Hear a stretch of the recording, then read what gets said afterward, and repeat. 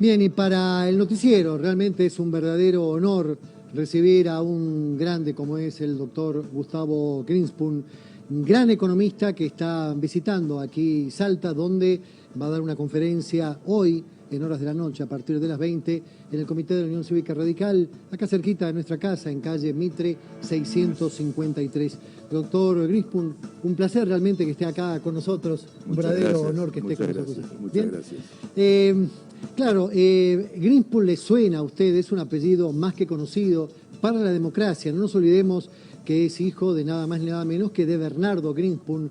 Y claro, estamos hablando del hombre que manejó la economía argentina en los primeros 2 años del gobierno del doctor Raúl Alfonsín, en los comienzos de esta democracia que hoy perdura. Doctor, hoy se habla mucho del tema deuda externa, de los pagos. Hablar de todo esto hoy, ¿es de alguna manera retrotraernos al pasado o no se pueden trazar paralelos? Siempre se pueden trazar paralelos.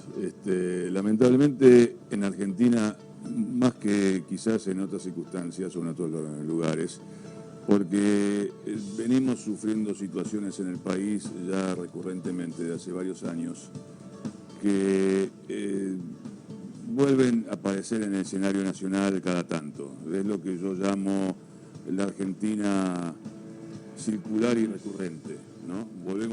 Pareciera que volvemos a toparnos con los mismos inconvenientes, las mismas problemáticas o digamos, afectadas por la circunstancia histórica, pero esencialmente las mismas en términos conceptuales por las que ya hemos atravesado. Y una vez más, el problema del endeudamiento vuelve a aparecer como una restricción estructural en la economía argentina. Nos costó mucho a los argentinos, nos costó la crisis del 2001-2002 y el ajuste que se hizo en el país entonces, poder recuperarnos de aquella restricción y de aquella eclosión. Hoy todavía se viven los remesones de aquella crisis y sin embargo volvimos en estos últimos 4 años a restablecer el endeudamiento como una restricción estructural en la economía hacia adelante por los próximos años. Ahora, doctor, en ese sentido sí hay un paralelismo que es, insisto, más circular que lineal. Ahora, se cuenta una anécdota, cuando a su padre le tocó en aquella época, 83-85, cuando era ministro de Economía, discutir la deuda externa. Hay una anécdota que cuenta que cuando vinieron la gente del Fondo Monetario, y usted me dirá si fue verdad o no así, le dijo al personero del Fondo Monetario: ¿qué querés? ¿Que me baje los pantalones? Me los bajo. Y se bajó los pantalones. ¿Es así, tan así el Fondo Monetario Internacional, que le importa un bledo, pagame o pagame?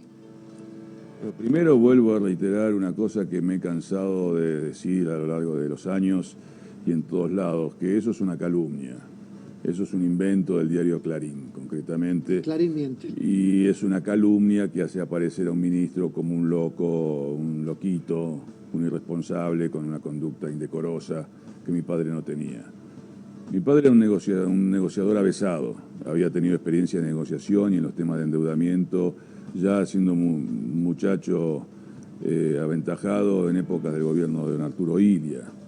Y era un hombre con experiencia internacional, estaba vinculado hacía más de 2 décadas a organismos internacionales como asesor y consultor.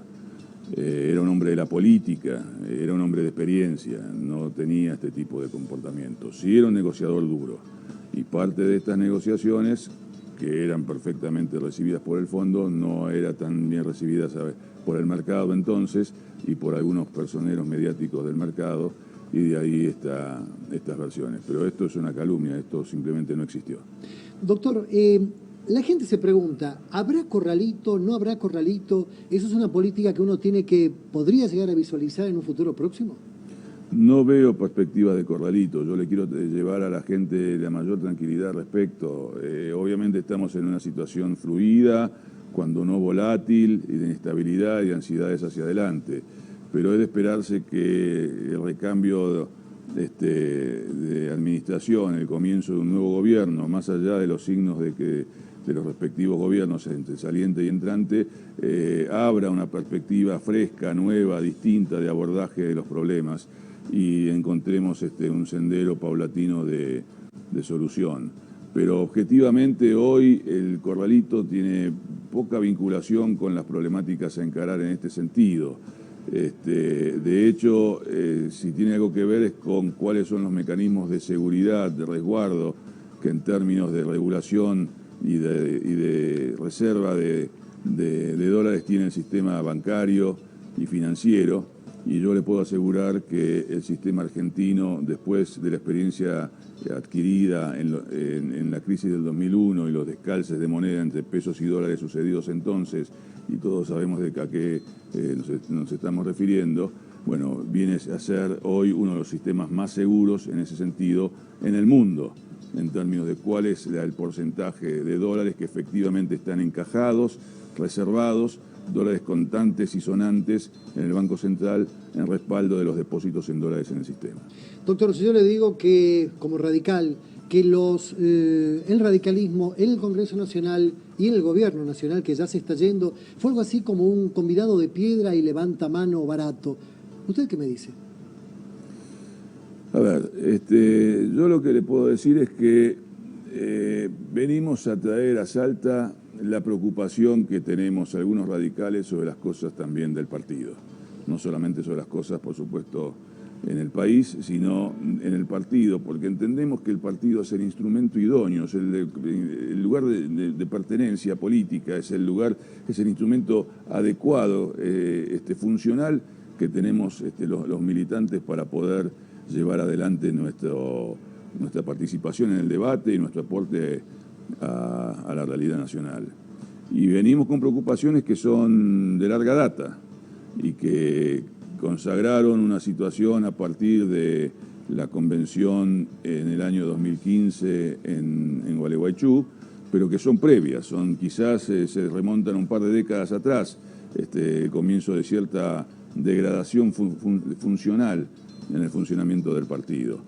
No es ajeno al sistema de partidos, esto no le pasa solamente al radicalismo, le pasa también a nuestros primos peronistas, digamos, le pasa también al sistema de partidos en su conjunto.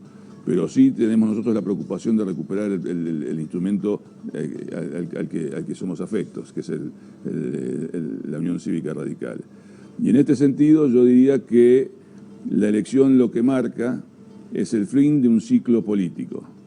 Claramente se agota con la elección una estrategia de gestión política que se consagró allá en Gualeguaychú y que dio lugar a la participación del partido en el Frente Cambiemos.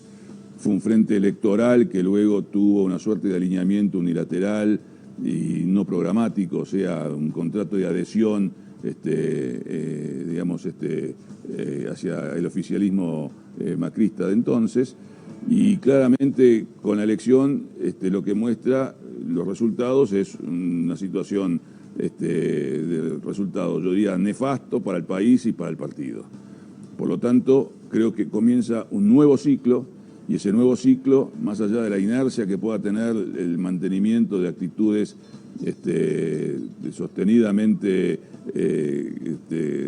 autorreferenciales de la conducción partidaria, de la nomenclatura partidaria, es un proceso de debate de hacia dónde debe ir el radicalismo y cuál es el rol a cumplir en los nuevos tiempos políticos. Y esto es una cuestión que nosotros venimos a promocionar, a promover en Salta, como venimos haciendo en otros lados hace por lo menos 2 años, caminando el país, y entendemos que es imprescindible, necesario, como mecanismo de recuperación del partido. Hoy el radicalismo ha perdido relevancia en el escenario político nacional. No se sabe lo que piensa el radicalismo. No se sabe si el radicalismo sostiene, por ejemplo, no sé, en materia energética, la herencia del pensamiento de Mosconi y de Irigoyen, o es el radicalismo que participando en Cambiemos sostenía la posición del ministro Aranguren, o sea, de las multinacionales petroleras. Un partido que no tiene claridad en sus ideas no tiene un proyecto político. Un partido que no tiene proyecto político no tiene propuesta a la ciudadanía.